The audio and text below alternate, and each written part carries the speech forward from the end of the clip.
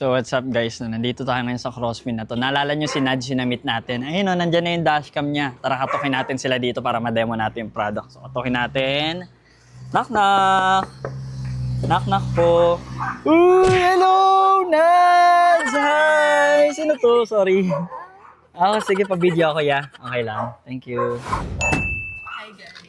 Hi guys! So actually, na-demo naman na to ni Nads. So ngayon, ako na lang yung dadaldal ngayon. So sige, pwede ba pabukas na ng Nads para ma-demo natin yung product? And so right now, kita natin na nandito na yung dashcam. No? Again, this dashcam, ang model niya is yung kanilang K60 Pro na dashcam from HIK Vision. Nandito sa box yung ilan sa kanyang mga key features, kagaya ng 9.35 inches natin na touchscreen, yes sir. O, ellipse na naman kayo, di ba? Naka-touchscreen na naman tayo. Also, may night vision siya. So, para protektado ka rin kahit gabi, syempre yung mga rides mo, pag kailangan mo i-review yung footage, ganyan, mare-review mo siya ng maayos. Ayos yung quality niya guys sa 1440p yan. So, ibig sabihin, 2K resolution yan, no? For those na medyo hindi alam i-translate yung ganung resolution.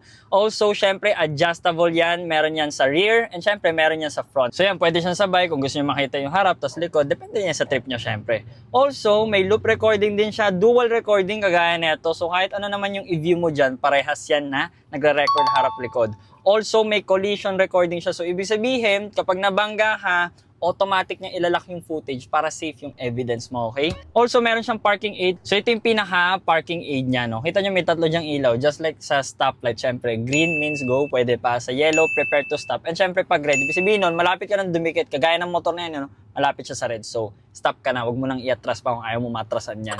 Also, again, may split screen siya, kagaya ng pinakita ko sa inyo kanina. So, may split screen siya, kagaya ng pinakita ko sa inyo. And also, pwede siyang i-connect sa app. So, kung may phone kayo, scan nyo lang yung QR code dito sa may box, no, or sa manual niya, then pwede nyo na ma-configure yung app. Also, sige, tingnan natin dito. Ito yung kanyang itsura, no. Kung makikita natin dito, pinatong lang siya sa existing nila na rear view mirror. May kasama naman dito mga brackets, and also, ito yung pinaka-camera niya. Pakita ko lang sa inyo. Ayan. Then, yung wiring niya is, syempre, depende na yan sa pagkakabitan nyo. Sa kanila kasi, sila Nads, pinakabit lang nila daw to sa shop. Tama ba, Nads, na pinakabit nyo? Yeah. Tapos yung wiring, Nads, pakita ko lang yung wiring, ha. So, ito yung pinaka-wiring nila. Pinagapang dito. Then, hanggang doon sa likod. So, Nads, okay lang, labas ako muna, tapos pakita ko yung rear view, ano. Sige, so, yeah, pahawak yan. So, yan, tingnan natin yung rear camera na reversing camera. Saan siya kinabit, Nads? So, dito, no? So, ito siya, no? Ang ganda ng pagkakaayos, ha? So, mas maganda kung isa-shop nyo to, lalo na kung di kayo marunong mag-DIY. So, tingnan na natin yung wiring sa loob. Ayun. So, ginapang siya simula dun sa harap. Ayun, no? Kita nyo yung tumawid dyan. Depende na yan sa inyo. Tapos, ginapang siya dito. Tinanggal to, pakita na lang ako ng ibang mga footage, no? Habang kinakabit siya. So, ito yung pinaka-wiring niya. Ayun, no? Kita nyo. So, yun lang. Nasa yellow basket natin to. Check out nyo na lang kung wala pa kayong dashcam, alright? HIK Vision, let's go!